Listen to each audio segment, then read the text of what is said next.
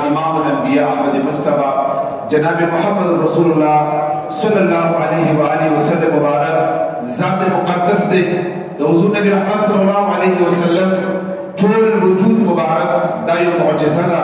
اللہ رب العزت جل وعلا ہر یو نبی لا معجزات ورکړو هر یو پیغمبر له معجزات ورکړو او د معجزات په ذریعہ دغه تایید فرمایلو دغه نصرت فرمایلو هر یو نبی ته هر یو رسول ته الله معجزه ورکړي وا او زموږ استاد خوب پیغمبر الله معجزه پیدا کړی دی الہ العالمین جل وعلا دغه ذات معجزه ورزولو الله رب العزت جل وعلا دغه وجود مبارک دا معجزه ورزولو د انبیاء کرام علیهم الصلاۃ والسلام ته الله رب العزت جل وعلا بمختلف مواقع سره بمختلف انواع سره بمختلف کیفیات او حیثیات سره الله رب العزت جل وعلا هر یو نبی لا یو ځان له معجزه او کمال ورکړو زموږ استاد خوب محبوب آقا علیه الصلاۃ والسلام الله رب العزت جل وعلا د سر د وختونو راواخلا د نوکانو پورې نبی علیه الصلاۃ والسلام الله رب العزت جل وعلا د معجزه پیدا کړې و الله رب العزت جل وعلا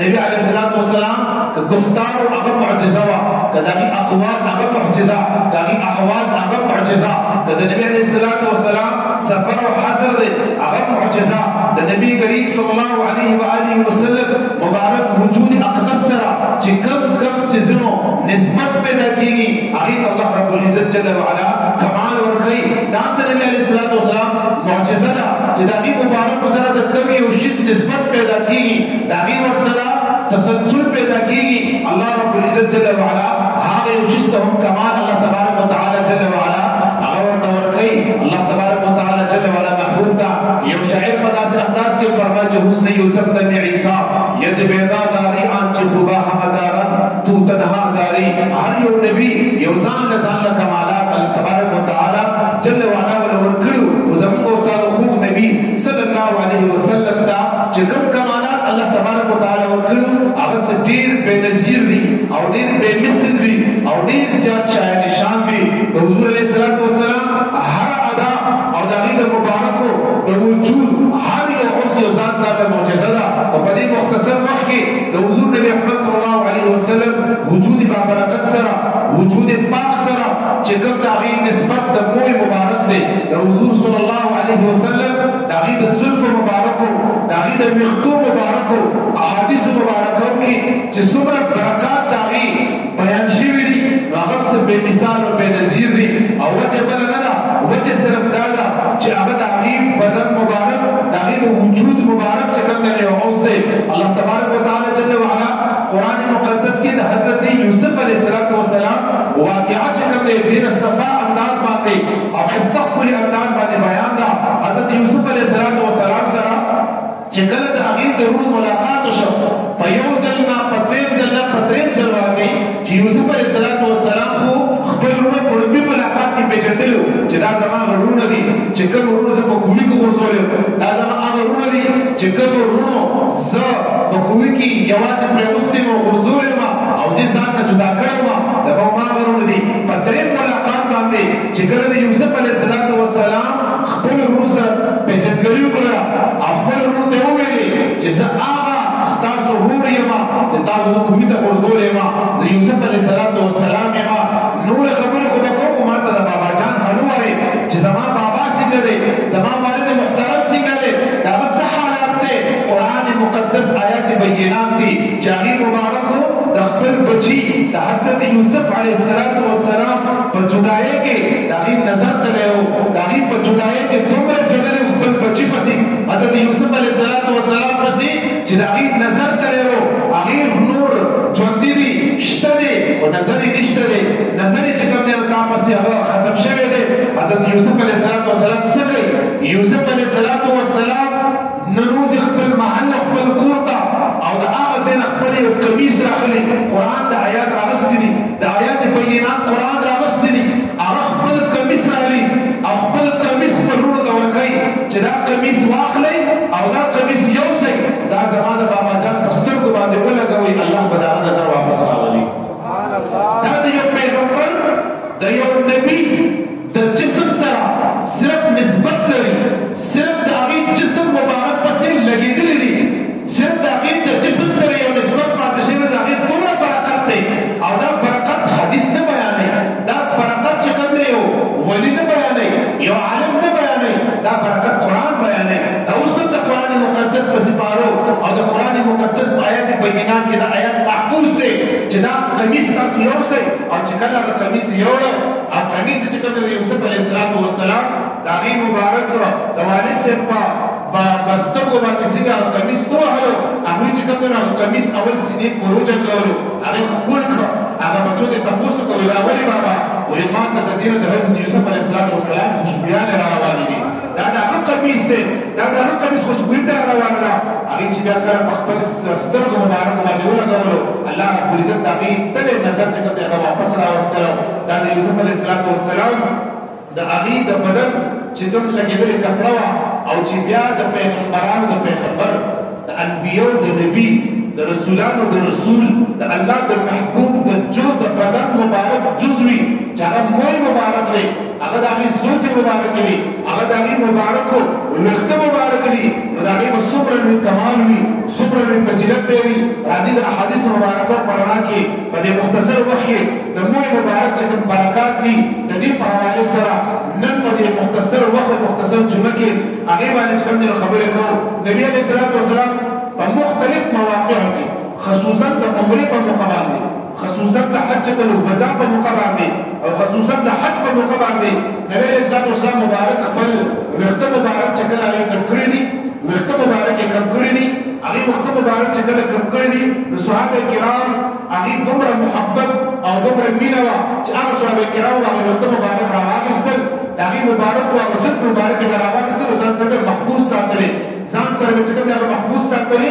او نبي علیه السلام تقسیم کړي هم دي امام بخاري او امام مسلم حدیث مبارک را نقل کوي د نبی کریم صلی الله علیه و آله وسلم په یو موقع باندې نبی علیه السلام مبارک خپل ویښته مبارک کټ کړ د نبی علیه السلام ویښته مبارک څنګه نبی علیه السلام ویښته مبارک هغه چې کوم دی نو داسې زربخن ورته نه ډېر زیات تک تورو نه ډېر زیات تک سرو د دې درمیانه او د نبی علیه السلام ویښته مبارک دا ډېر زیات سیده او نه چې کوم دی ډېر زیات ګول د هغې حدیث مبارکو کې راځي لکه د دویمې شپې یا د روپۍ شپې د درېیمې میاشتې دا میاشت چې څنګه وي نری څنګه دا میاشت داسې ګول وي داسې د مبارک ویښته مبارک و نه ډېر زیات ګونګرالي و او نه ډېر زیات چې کوم دی نو سیده نبی علیه السلام ویښته مبارک را تر غوږونو پورې هغې مبارکو زلفې مبارکې به وي کله به د غوږونو نیمه پورې راغلی کله به د غوږونو مبارکو دی اخري چې کوم پوست نرم ځای دی کله به د دې په مبارکو راغی او کله به چې کوم دی تر نیم سټه پورې د مبارکو زلفې مبارکې به چې کوم دی نو دا راورسېدې مبارک به چې کوم دی نو په دې منځ کې لاره به یې اړولې وه او مبارک به چې کوم دی دې له ډېر زیات تیل ورکولو دومره تیل به ورکول چې مبارک به کوم دستار شریف او هغې به کومه ټوپۍ مبارکه په سر کړې وه دستار شریف نو هغې باندې به چې کوم دی هغه غوړې لګېدلې او آقا به څه فرمایل هغې به فرمایل چې دې د حفاظت تاسو کوئ او تیل وله ورکوئ که تاسو ویښته ساتئ او تیل وله نه ورکوئ نو وایي د دې خوراک بیا نه میلاوېږي دا به تاسو د وینې بیا څکي دا څوارلس نیم سوه کاله مخکې مې آقا فرمایل نن پرې باندې ساینس لګیا وي تحقیق او ریسرچ کوي آقا مې مخکې فرمایلو چې دې له تاسو تیل ډېر ورکوئ نو دا به ستاسو د بدن دا وینه نه څکي او دا چې کوم دی خوراک به له دې تیل وي نو یوه مقاله امام بخاري امام مسلم علی احمد حدیث مبارک را نقل کړی دی د حضور علیه السلام مؤذن ابو محذورة وقال السلام سلام مؤذن يوم مؤذن موږ تاسو چې کوم دی یو مؤذن موردی دی چرته چې موږ بلال حبشي رضی الله تعالی عنہ دا یو مؤذن یوازې بلال حبشي نو حضرت بلال حبشي رضی الله تعالی عنہ مؤذن حضرت ابن مکتوم چې دا نابینا او دا پستو باندې چې کوم دی معذور دا د نبی کریم صلی الله علیه و آله وسلم دا د مؤذن حضرت سعد بن فایزه رضی الله تعالی عنہ دا رسول الله مبارک مؤذن حضرت سعد بن فایزه ورسره حضرات ته او نبی اسلام وسلم په سفر وګرځیدو اذان دې وکړل حضرت ابو محذوره رضی الله تعالی عنہ د مکی معظمي د حرمین شریفین مؤذن او انت به اذان کولو او یو بلال حبشي رضی الله تعالی عنہ رسول الله مبارک یو ځل کې ناست هغه مبارک چې کوم نه خپل زلف مبارک کټ کولې چې زلف مبارک هغه مبارک کټ کولې چې څنګه کې ناست صحابه کرام سره کې چا پیرا کې ناست ټول صحابه کرام کېناستل. څه ته کېناستل؟ صحابه کرامو دې ته کېناستل چې موږ ته د حضور پاک صلی الله علیه وسلم مبارک یو زلفه میلاو شي، د هغې مبارک مخته مبارک راته میلاو شي. حضور پاک صلی الله علیه وسلم په دې باندې پوه شه. نبي علیه الصلاة والسلام ورته ونه ویل چې تاسو پاڅېږئ، تاسو لاړ شئ، تاسو ولې دې ته کېناستئ؟ هغې په انتظار کېناستل. امام بخاري علیه الرحمه، امام مسلم علیه الرحمه او متعدد کتبو او دا حدیث مبارک مرفوع حدیث مبارک دی، متواتر حدیث مبارک دی را نقل کړی دی. نبي علیه الصلاة والسلام مبارک د دې ښي طرف اول زلف مبارک پرې برابرې کړي او مبارک په خپلو لاسونو باندې چې کوم ځای کې د ښي طرف والا نو چې ښي طرف والا څنګه واسي ابو محذوره ورته ښي طرف ته ناست و. ابو محذوره یې ورکړي چې وایي دا واخله او وایي دا چې کوم پر صحابه کرامو کې تقسیم کړه. نو هغه زلفې مبارکه چې کوم صحابه کرامو خپلو ته چې کوم تقسیم کړلې، بیا دا برکت چې کوم صحابه کرامو تر مرګ نه بعد د حضور صلی الله علیه وسلم د زلفو مبارکو برکت وموندلې. لکه حضرت انس رضي الله تعالی عنه چې تاسو به بار بار د دې صحابینو مولیدلي، بار بار موجود محدث دی او د حضور پاک صلی الله علیه وسلم نه ډیر زیات روایت را نقل کړي دي. حضرت انس رضی الله تعالی عنہ وصیت وکړ چې زما سره زما د خوب نبی علیه الصلاة والسلام زلف مبارک پرتې دي، یو وخت مبارک پروت دی. زه چې کله وفات شوم نو زما د وفات نه بعد هغه وخت راواخلل او زما د جبې د لاندې مې کېږدي، زما د جبې د لاندې مې کېږدي، بیا به ما دفن کوي. نو وایي دا به زما د بخشش ذریعه جوړېږي. څومره محبت دی یاره، څومره مینه وه د صحابه د خپل حبیب سره، د خپل پیغمبر سره چې وایي دا به کوي. حضرت امیر معاویه رضی الله تعالی عنہ الاصابه کې د هغه په حوالې سره دا راځي. حضرت حوالې سره د مشهور صحابي حضرت امام مالک رضی الله تعالی عنہ مبارکه د هغې په حوالې سره دا راځي. او دغرنګې یو لوی زموږ د دې بني صغیر صحابه ډېر لوی محدث حضرت شاه ولي الله علیه الرحمه د دې یو کتاب دی الدر الثمین، یو بل کتاب هم دې لیکلی دی الدر الثمین نه علاوه. او دغه کتاب کې دې لیکلي د خپل والد محترم د شاه عبدالرحیم چې دا یو متفق علیه انسان دی، تمام څومره مؤمنان مسلمانان دي هغوی په دې وخت په ده باندې یو اعتماد کوي. او دې بني صغیر ته د دین او د اسلام دغه ترویج او دغه اشاعت د ټولو نه مخکې حضرت شاه عبدالرحیم رحمة الله علیه راوړی. د قرآن مقدس اولنۍ ترجمه د فارسي په ژبه کې د ټولو نه مخکې حضرت شاه عبدالرحیم علیه الرحمه فرمایلی وه. دا د حضرت شاه ولي الله علیه الرحمه پلار او د شیخ عبدالعزیز رحمة الله علیه مرید و. دې بیمار شو، چې دې کله بیمار شو ډېر سخت بیمار و. دته چې کوم دی نو اواز شو دې په بیمارۍ کې پروت دی او په بیمارۍ کې ورته اواز شو چې ای شاه عبدالرحیمه ستا د عیادت دپاره، ستا د تپوس دپاره، ستا د پوښتنې دپاره د حضور پاک صلی الله علیه وسلم مبارک تشریف اورېږي راجعي. هغې مبارک ستاسو تپوس نه راځي. حضرت شاه عبدالرحیم چې کوم دی نو هغې مبارک لاس شو، پاڅېدی نه شو، په ډډه باندې پراتو. هغې مبارک ته وویل چې دې فلاني طرف ته چې کوم دی حضور پاک صلی الله علیه وسلم تشریف اوري فرمایي. نو هغه په طرف ته نیغ شو، سیده شو، کېناستو، خلکو ته وویل چې ما کېنوئ، حضور پاک صلی الله علیه وسلم تشریف راوړي. دغه دوران کې قال صلی وسلام حضرت شاه عبدالرحیم سره دا الدر الثمین کې دا واقعه حضرت شاه ولي الله رحمة الله علیه نقل کړې ده. حضور پاک صلی الله علیه وسلم مبارک راځي، هغې ورسره چې کوم دی ملاقات کوي. چې کله ورسره هغې سره ملاقات وکړه حضور پاک صلی الله علیه وسلم ته تپوس وکړه، پوښتنه یې ترې وکړه. بیا ورته قال صلی وسلم دعا وکړه د عمر د ډېر عمر دپاره، د هغې د وجې الله ورته بیا ډېر عمر ورکړی. هغه د مرګ په بستره باندې پروت و، د حضور سره دیدار چې نصیب وګرځېده، واپس چې کوم دی نو هغه ټیک صحیح سلامت شله. بیا د هغه زما په زړه کې یو خیال راغی، یو تمنا مې راغله چې یاره زما سره د حضور پاک صلی الله علیه وسلم د زلف مبارک لږ موجود وي. دا مې زما په زړه کې خیال راغی او په دې دوران کې حضور پاک صلی الله علیه وسلم خپلې ګیرې مبارک باندې مې داسې لاس راښکه چې ګیرې مبارک باندې لاس راښکه، د هغې مبارکو لاس ته چې کوم دی د هغې د ګیرې مبارک ویښته مبارک چې کوم دی نو راغلی، هغې چې کوم دی شاه ولي الله ته ور وړاندې کړه چې دا واخله دا زما د حضور پاک صلی الله علیه وسلم زما د ګیرې مبارک چې کوم دی ویښته مبارک دی. شاه ولي الله رحمة الله علیه وفرمایل زما والد محترم ویلې وی ما ویل چې یاره دا باسه نه چې خوب وي او زه دا خوب وینم او زه د دې نه محرومه نه شم. نو چې کله هغه دا وویلې نو چې کله بیا دې راویښ شو او چې کله دې راویښ شو نو ده چې وکتل نو هلته کې د سره په جولۍ کې یا سیب ته چې کوم دی د سره مور مبارک موجود نه د حضور پاک صلی الله علیه وسلم. حضرت شاه عبدالرحیم ډېر زیات پریشان شو او ډېر زیات حیران شو فوري طور باندې چې کوم القاء ورته شولا چې آقا علیه الصلوۃ والسلام ورته فرمایي چې عیش عبدالرحیم زما چې کومې د ګیرې وخت مبارک تعلیم چې کوم درکړل نو هغه ستاسو بالغ دلاندې مې غوستې دي ستاسو بالغ دلاندې پرتی دي هغه چې وکړل ماته دا آقا علیه الصلوۃ والسلام چې کوم دا ګیرې مبارک وخت چې کوم نه سره دغه دلاندې موجود وو حضرت عثمان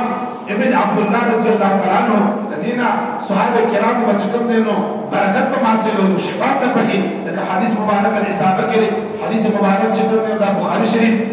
شمائل ترمذی شریف کې حدیث مبارک ده راوی حضرت عثمان ابن عبد الله رضی الله تعالی عنہ او دې حضرت صفیه رضی الله تعالی عنها مبارک چې کوم د روایت را نقل کړي او دې فرمایي چې زه کوروالا اولې کلمه حضرت ام سلیمه رضی الله تعالی عنها دا د رسول پاک صلی الله علیه وسلم بیبي مبارکه وا دې سره د رسول اسلام والسلام سنت مبارکه پدې وي او دې ورته چې کوم د شیشې او بوتل جوړ کړ او هغه د شیشې په بوتل کې چې کوم دا ولا کوي او وی چې کوم دا تکولم دا صرف د دې ډول چې به دې ونشي هغه مبارک سره پدې د عبد الله ابن عثمان رضی الله تعالی عنہ فرمایي چې وزو قربانو لري او زموږ په کور کې بیمار نو ما ځان سره وګورئ په یو تعالی هغه وګورئ یو یا د ام سلیم رضی الله تعالی عنها هغه د رسول الله بیبي وا او هغه په کور کې چې بیمار او هغه بیمار د پاره چې کوم نو دا وو د رسول الله مبارک هغه سلف مبارک هغه سلف مبارک سره هغه بوتل چې کوم بوتل کې پرتی دي هغه په دې وو کې چې کوم نو داسې ورکاته کا چې الله تبارک وتعالى دې شفا ورکړي دا صحابي رسول عمل کوي دا تابعین نه دا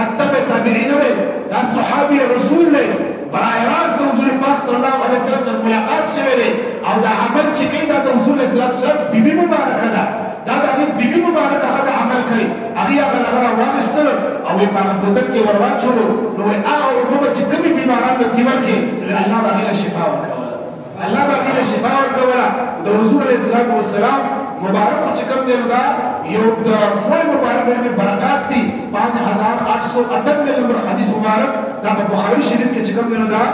موجود دی امام ابن سیرین دا یو ډېر امام دی چې د خوبونو تعبیر بدور کولو تعبیر رؤیا چې کوم دی یو کتاب لیکلی دی هغه تعبیر رؤیا کتاب کې لیکلی دی و چې چا سره د حضور پاک صلی الله علیه وسلم د مول مبارک او دا غي د سلف مبارک چې سمو ورچا سره موجود وي نو دا انسان و د دنیا د مافیا نه بهتر انسان دی هغه سلف مبارک په وجه باندې او د دنیا د مافیا یو شی چې کوم دی حضور صلی الله علیه وسلم سلف مبارک ته کوم دی هغه نه رسیږي حضرت عمر بن عبد العزيز رضی الله تعالی عنہ دا روایت راغلی او په تاریخ کې لیکلي دي چې دا عمر بن عبد العزيز رضی الله تعالی عنہ دا اخیری صحابي د دنیا نه راستل شو د سره د نبی اسلام سره نوکان مبارک پاتو نوکان مبارک چې په کټ دی ورته ولاړ او دی په دغه مبارک نوکان مبارکات راوښتل هغه ځان سره سفر کړو چې کله یو وفات کېده وصیت وکړ چې د حضور مبارک نوکان مبارک با زما په دسترګو باندې کېږي او دغه سلف مبارک با زما په جبه باندې کېږي او ما به بیا دفن کړي زما په دې وجه باندې او د دې په برکت باندې الله به مو باندې رحم او کرم فرمایي او زما چې کوم جنت ته داخلي دا د چا عقیده ده دا د عمر بن عبد العزيز رضی الله تعالی عنہ دا د هغه مبارک چې کوم عقیده ده حضرت علی شیخ خدا رضی الله تعالی عنہ سے فرمایي قول حضرت علی شیخ خدا رضی الله تعالی فرمایي نبی رسول الله صلی الله علیه وسلم فرمایي چې وای چار زمانه مو مبارک او زمانه سلف مبارک به دیو کا نو د جنت په باندې حرام دي جنت په باندې حرام دي موږ تاسو مسلمانان یو یا عاشقان یو موږ د حضور کریم صلی الله علیه وسلم وجود مبارکه تعبیر مبارکه سره نسبت کوونکی هر یو چیز قدر او احترام کو ان تر دې پر رسول الله صلی الله علیه وسلم وجود مبارک سره کوم یو شی چې وو هغه چې کوم نو د دنیا او نسو زورو دا یو تاریخ چې په ټوله دنیا کې څنګه چې د رسول الله صلی الله علیه وسلم مبارک